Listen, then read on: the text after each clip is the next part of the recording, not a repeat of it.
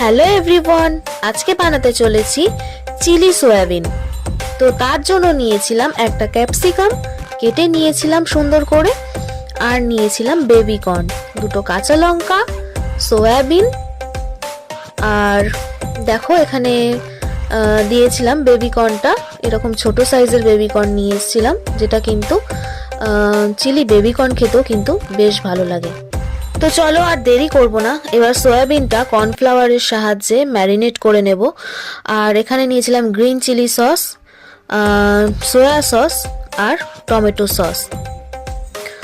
এবার আমি সয়াবিনটা সয়া সস আর কর্নফ্লাওয়ারের সাহায্যে ভালো করে ম্যারিনেট করে সেটাকে ভেজে নিয়েছিলাম।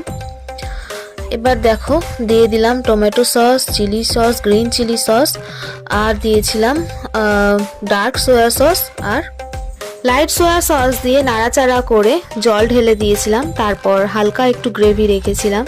এটা কিন্তু রুটি বা লাচ্ছা পরোটার সঙ্গে বেশ ভালো লাগবে। তো চলো আজকের মতো টাটা, দেখা হচ্ছে নেক্সট ব্লগে।